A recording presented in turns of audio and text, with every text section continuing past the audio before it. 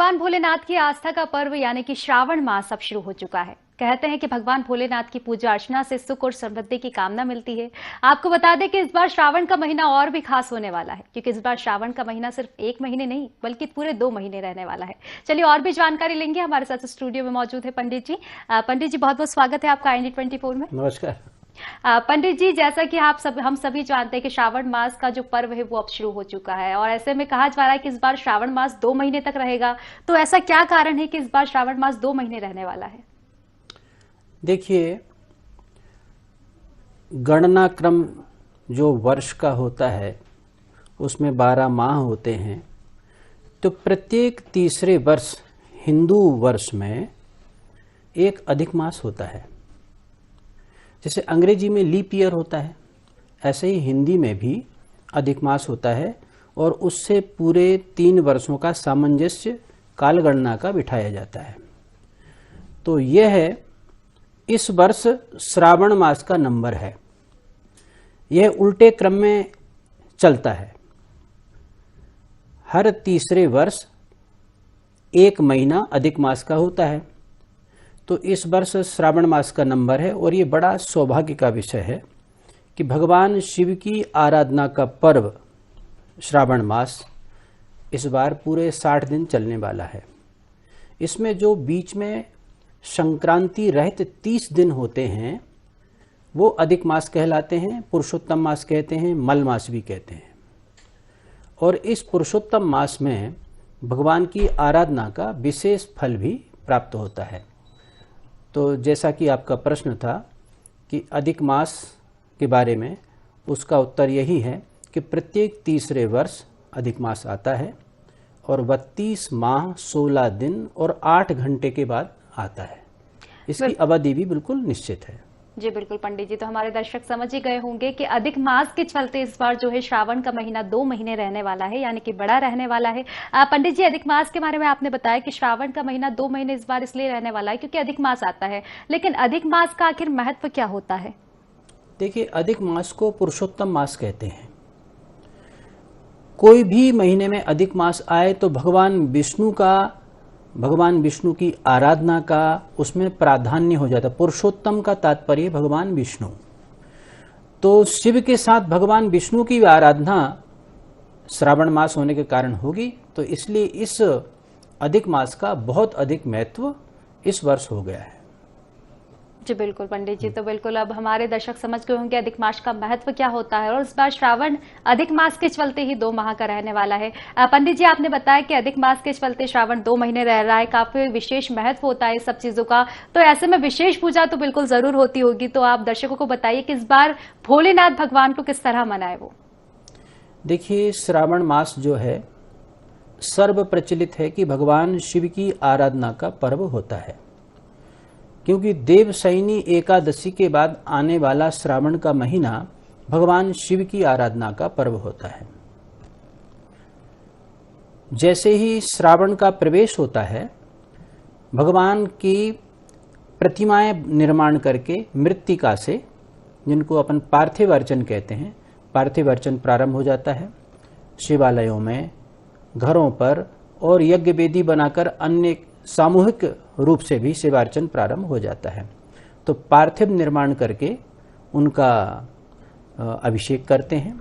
अभिषेक, षोडशोपचार, पंचोपचार, जो यथोपलब्ध सामग्री के अनुसार उनका पूजन अर्चन करके, और उनको मंत्र पाठ के द्वारा उनकी आराधना करके, और सायंकाल उनको फिर विसर्जित किया जाता है।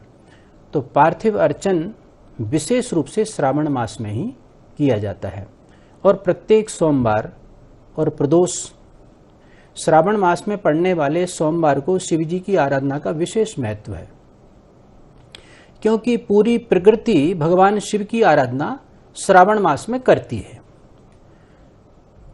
इंद्र देवता भी अपनी कृपा करते हैं, चारों ओर वृष्टि का वातावरण रहता है, वृष्टि होती, वर्षा होती है, प्रकृति में चारों तरफ हरियाली छा जाती है। तो प्रकृति में जो चीज़ें उत्पन्न होती हैं, जैसे धतूरे के पुष्प हैं, अकौवे के पुष्प हैं, बेलपत्र हैं, और अन्य प्रकार के ऐसे कई पुष्प हैं, धतूरे के फल हैं, तो ये सब चीज़ें इस प्रचुर मात्रा में इस समय उपलब्ध होने लगती हैं।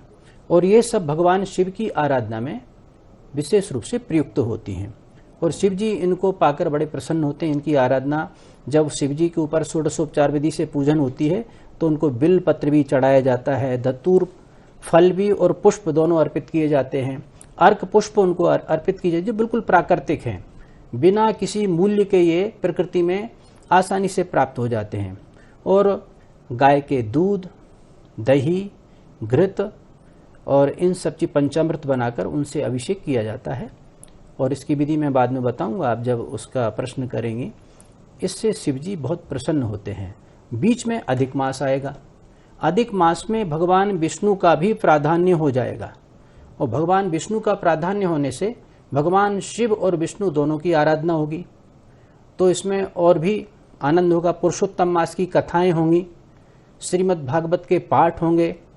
ऐसी अनेक अनुष्ठान भी पुरुषोत्तम मास के दौरान होते हैं। तो यह विशेष पर्व श्रावण मास का इस वर्ष बन गया है भक्तों के लिए।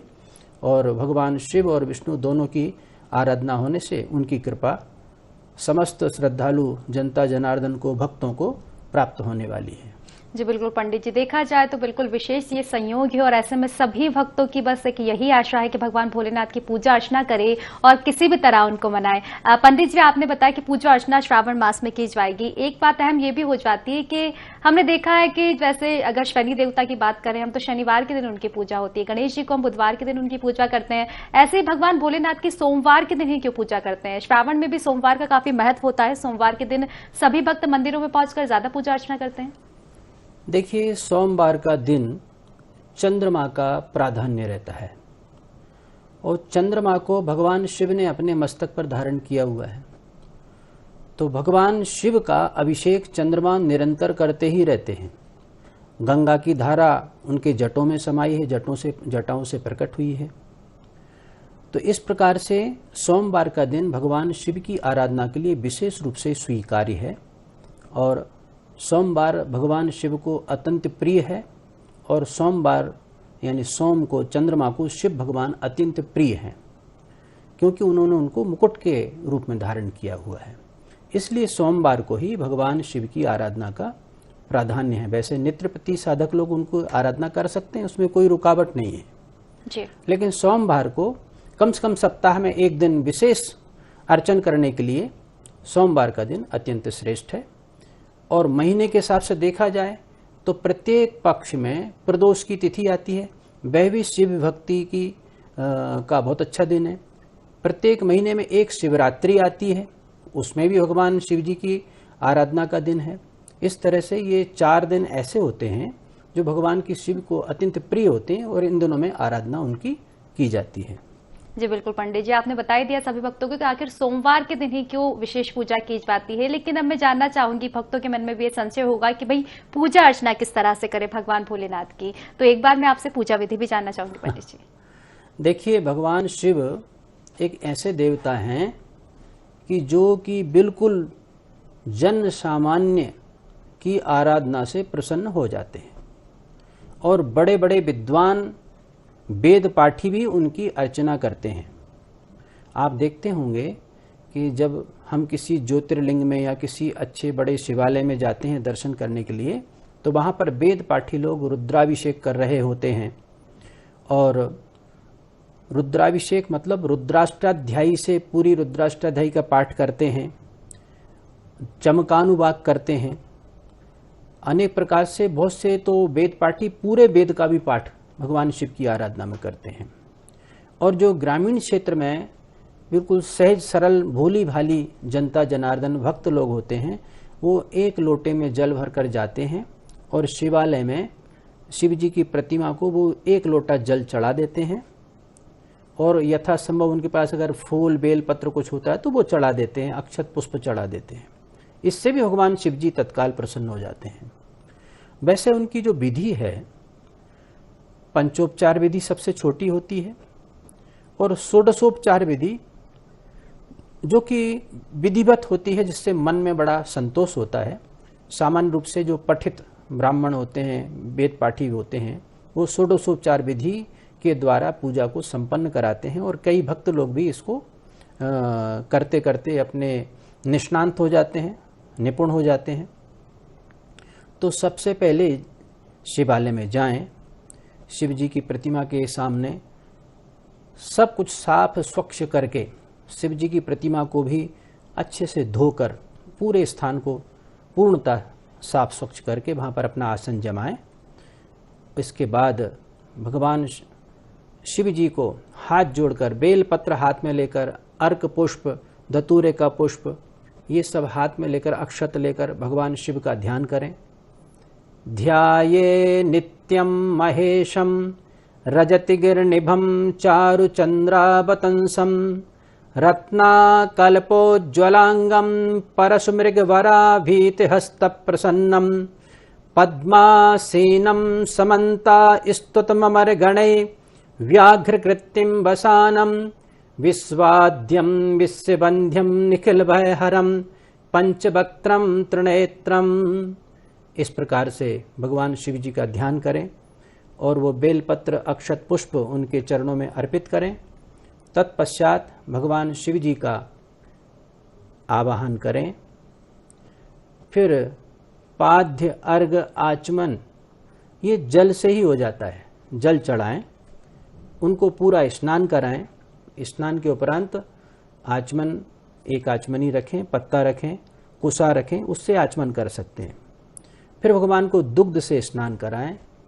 फिर शुद्धोदक स्नान हर बार कराना है।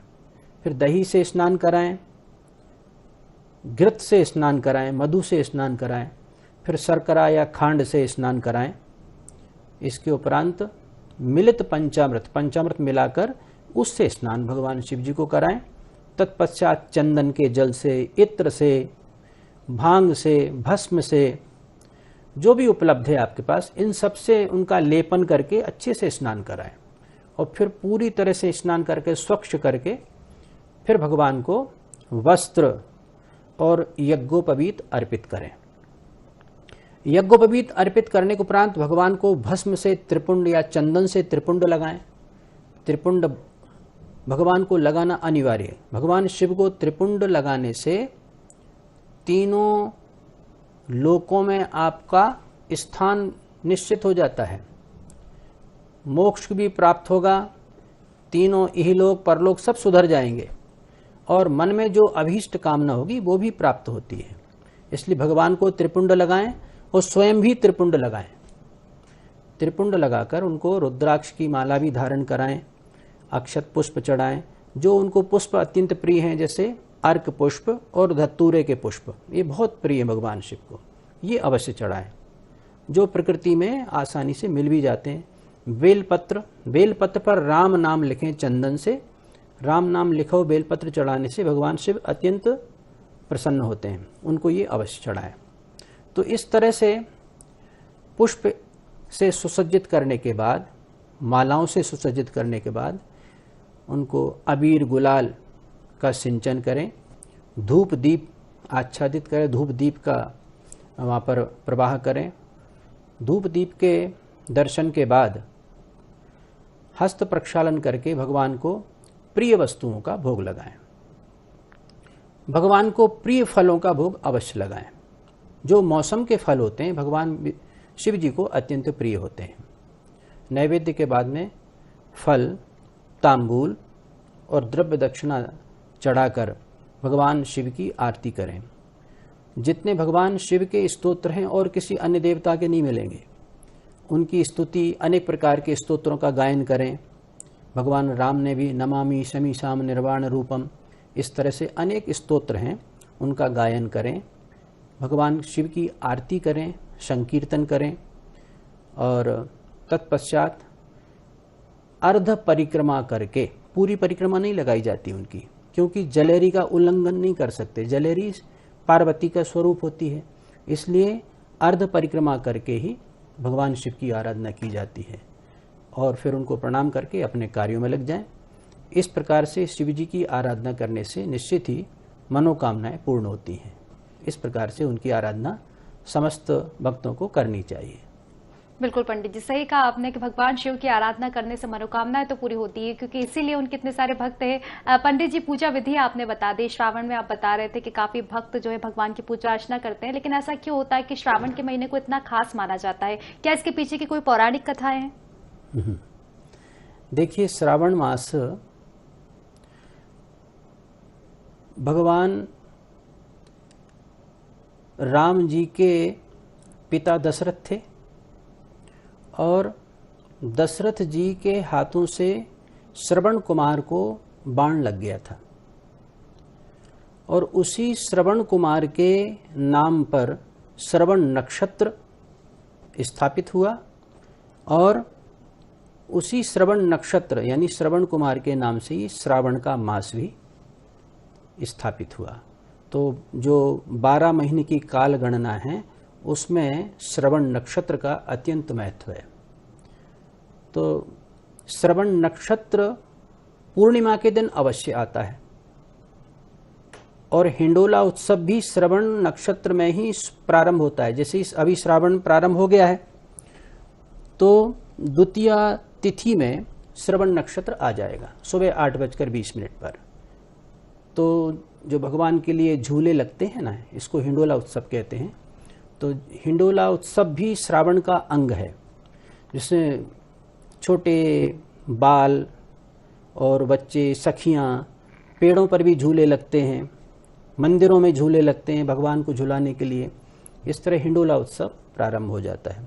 तो श्रावण के महीने का इतना महत्व है कि श्रवण कुमार के नाम पर ये श्रवण नक्षत्र स्थापित हुआ और श्रवण नक्षत्र से फिर श्रावण का महीना बढ़ा। प्रत्येक महीने की जो पूर्णिमा होती है वो अपने संबंधित नक्षत्र से जुड़ी हुई रहती है। इसी तरह से श्रावण का महीना श्रवण नक्षत्र की पूर्णिमा में ही इसका समापन होगा। तो इस तरह से ये श्रावण का महीना काल गणना में श्रवण कुमार और श्रवण नक्षत्र के कारण इसका नामकरण भी श्रावण पड़ा। बिल्कुल पंडित जी, बहुत बहुत शुक्रिया आपका। तमाम आपने जानकारी भक्तों तक पहुंचाई है श्रावण के महीने को लेकर, क्योंकि काफी संशय भक्तों में रहता होगा कि आखिर क्यों श्रावण के महीने में इतनी पूजा अर्चना भगवान शिव की जाती है, जबकि भगवान तो देखा जाए तो हर साल, हर दिन और हर पल में ही रहते हैं। पंडित जी, पूजा विधि आपने बता दी, तमाम जो पौराणिक कथा है वो भी बता दी। मैं जानना चाहूंगी, श्रावण के महीने में भगवान शिव की पूजा तो की ही जाती है, लेकिन उसके साथ ही एक अभिषेक का काफी महत्व होता है। अभिषेक अधिकतर इन्हीं महीनों में करवाया जाता है, तो किस तरह से विधि होती है अभिषेक की? किस तरह से भक्त जो है भगवान शिव का अभिषेक करवाएं और कौन से दिन इसमें खास रहते हैं? रुद्राभिषेक नित्य प्रति भी कर सकते हैं। श्रावण महीने में कई विद्वान प्रतिदिन भगवान का अभिषेक करते हैं और घरों में प्रायः श्रद्धालु श्रावण के महीने में महामृत्युंजय भी कराते हैं और सोमवार के जो भी श्रावण के महीने होते हैं उसमें रुद्राभिषेक कराते हैं। जैसा कि मैंने कहा था, प्रदोष और शिवरात्रि को भी कुछ श्रद्धालु आस्था रखते हैं, उनको अभिषेक कराते हैं। तो अभिषेक कैसे कराते हैं?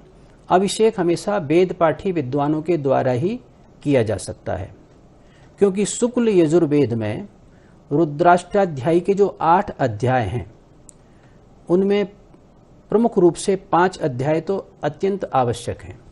वैसे प्रायः 8 अध्याय का पाठ करके ही रुद्राभिषेक पूर्ण होता है और जो वेद पाठी ब्राह्मण हैं उनको बुलाकर 1 ब्राह्मण, 2 ब्राह्मण, 5, और यदि चमकानुवाक करना है, चमकानुवाक का तात्पर्य है उसमें रुद्राष्टाध्यायी के 11 आवर्तन होते हैं। तो 11 ब्राह्मण बैठकर एक साथ पाठ करते हैं 11 बार, उसको चमकानुवाक कहते हैं। नमक चमक से रुद्राभिषेक होता है, बड़ा अभिषेक होता है। तो उसको भी देव मंदिरों में, शिवालयों में और बड़े कुछ श्रद्धालु हैं वो 11 ब्राह्मणों के द्वारा भी कराते हैं। इसमें षोडशोपचार विधि जो मैंने पूर्व में उल्लेखित की है, षोडशोपचार विधि का उपयोग किया जाता है और अभिषेक पात्र को स्थापित करके उसमें दूध और जल को मिश्रित करके भरा जाता है और श्रृंगी के माध्यम से श्रद्धालु अपने हाथ में श्रृंगी पकड़कर भी करते हैं।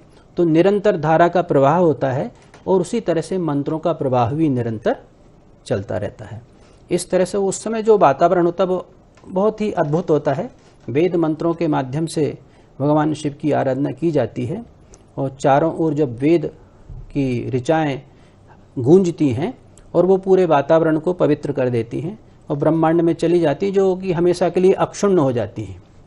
वेद मंत्र जो हैं इस ब्रह्मांड में अक्षुण्ण हैं, वो भ्रमण कर रहे हैं, मुख से निकलने के बाद में वो कभी नष्ट नहीं होते हैं और उनका प्रभाव पूरे सर्वांग पर, हर चीज पर, प्रकृति की हर वस्तु पर पड़ता है। इसलिए वेद मंत्रों का उच्चारण के माध्यम से ही भगवान शिव की आराधना की जाती है। और शिव जो है प्रकृति के देवता हैं, प्रकृति ही हमारा पालन पोषण करती है और शिव जी प्रकृति के देवता हैं, इसलिए शिव जी की आराधना का बड़ा विशेष महत्व है। एक बात और बताना चाहता हूँ जी कि श्रावण मास इस बार 2 माह का है, तो प्रथम 15 दिन शुद्ध श्रावण रहता है, जो कि 4 से लेकर 17 तक, 4 जुलाई से 17 जुलाई तक श्रावण कृष्ण पक्ष ये शुद्ध मास है 15 दिन। इसके बाद में 18 जुलाई से 16 अगस्त तक ये अधिक मास रहेगा। इसी को पुरुषोत्तम मास, अधिक मास, मल मास कहते हैं। इसमें अधिक मास क्यों है? क्योंकि ये संक्रांति रहित है। सूर्य संक्रांति इन 30 दिनों में सूर्य संक्रांति नहीं पड़ेगी, इसीलिए ये 30 दिन 3 वर्ष में एक बार ऐसे आते हैं जहां 30 दिन में कोई संक्रांति नहीं होती है, वो कि 32 महीने 16 दिन बाद आते हैं। तो 17 जुलाई के बाद 18 जुलाई को अधिक मास प्रारंभ होगा। 18 जुलाई से 16 अगस्त तक सूर्य संक्रांति नहीं है। 17 को सूर्य संक्रांति है और इसके बाद में 17 अगस्त को सूर्य संक्रांति होगी। तो बीच में 30 दिन संक्रांति रहित हो गए। ये अधिक मास पुरुषोत्तम मास कहलाता है। और इसके बाद के जो 15 दिन हैं श्रावण शुक्ल पक्ष होगा, जो कि 17 अगस्त से 31 अगस्त तक होंगे। 31 अगस्त को स्नान दान की पूर्णिमा है और 30 अगस्त को रक्षाबंधन का कार्य सायंकाल होगा। रक्षाबंधन कब मनेगा? 4 जुलाई से श्रावण प्रारंभ हो रहा है और 30 अगस्त को जाकर रक्षाबंधन का पर्व, राखी का पर्व मनाया जाएगा। इसलिए ये विशिष्ट पर्व है और श्रावण का महीना पूरे 2 माह का है और इसमें इस दौरान 8 सोमवार पड़ेंगे। तो 8 सोमवार को भगवान के शिव के आराधना का अवसर मिलेगा। श्रद्धालुओं को बहुत आनंद आएगा। जी बिल्कुल। अगर पंडित जी देखा जाए तो श्रद्धालु तो बस इंतजार करते हैं श्रावण के महीने का और कब उनको इस तरह का मौका मिले और जब वो भगवान को मना सके। आपने तमाम जानकारी हमारे दर्शकों को बता ही दी और उम्मीद है कि सभी दर्शक अब अच्छे से जान गए होंगे कि श्रावण में कौन कौन से दिन ऐसे हैं जब अच्छे से वो भगवान की पूजा अर्चना कर सकते हैं, अभिषेक करवा सकते हैं। पंडित जी, पूजन के साथ ही श्रावण महीने में एक और खास बात होती है, वो है उपवास की, क्योंकि श्रावण महीने में अधिकतर भक्त उपवास तो रखते ही हैं। तो उपवास का क्या कुछ महत्व रहता है और किस तरह से जो भक्त हैं वो भगवान के लिए उपवास रखें? देखिए, हमारे भारतीय साधना की जो परंपराएं हैं उनमें उपवास का, व्रत का बहुत अधिक महत्व है। व्रत का तात्पर्य होता है कि किसी भी कार्य करने का संकल्प शक्ति इतनी मजबूत है, इतनी निष्ठावान है और वो साधक व्रत धारण कर लेता है तो दिन भर तक, पूरे दिन का व्रत होता है तो पूरे दिन तक कुछ भी ग्रहण नहीं करते हैं, अपने उदर को विश्राम दे देते हैं, तो उससे स्वास्थ्य भी ठीक रहता है और उदर को विश्राम मिल जाता है। तो आरोग्य, व्रत से आरोग्य की उत्पत्ति होती है। जिसको आरोग्य चाहिए वो व्रत अवश्य करे। मन मस्तिष्क में संकल्प बना ले कि मुझे व्रत करना है, तो उसको कभी भी कोई बीमारी घेर नहीं सकती है, क्योंकि भोजन ही शरीर का पोषण करता है और भोजन ही शरीर को रोग देता है, इसका शोषण करता है। भोजन ही शरीर को पालता है और भोजन ही शरीर को मारता है। तो जितनी बीमारियां हैं वो ऐसे पदार्थों के सेवन से होती हैं जो हमारे शरीर की आवश्यकता नहीं है, लेकिन उसको लगातार हम ग्रहण करते रहते हैं और शरीर को नुकसान पहुंचाते रहते हैं। धीरे धीरे धीरे शरीर फिर रुग्ण हो जाता है और उन बीमारियों से घिर जाता है। इसलिए हमारे यहाँ देखा, जो साधक व्रत करते हैं, नियम से व्रत करते हैं, वो दीर्घायु होते हैं, उनकी लंबी आयु होती है। शरीर उनका दुबला हो सकता है लेकिन वो दीर्घायु रहते हैं, क्योंकि व्रत की संकल्प मिलाकर शक्ति देखा उनके जाए अंदर तो होती है। धार्मिक के साथ ही जो वैज्ञानिक तौर पर देखें तो व्रतों का काफी महत्व होता है। अगर श्रावण मास में देखा जाए तो व्रतों का काफी महत्व होता है, जैसा कि पंडित जी ने बताया। पंडित जी बहुत बहुत धन्यवाद, तमाम आपने जानकारियां हमारे दर्शकों तक पहुंचाई और अब वो अच्छे से पूजा अर्चना भी कर पाएंगे। तो जैसा कि आपने देखा, पंडित जी ने तमाम जानकारी आप तक पहुंचा दी है। उम्मीद है कि सारी जानकारी आप तक पहुंची होगी और आप सभी अब बिना किसी संशय के भगवान भोलेनाथ की पूजा अर्चना करेंगे और उनको मनाएंगे। तो फिलहाल हमारे खास कार्यक्रम में बस इतना ही। आप बने रहिए ID24 के साथ। नमस्कार।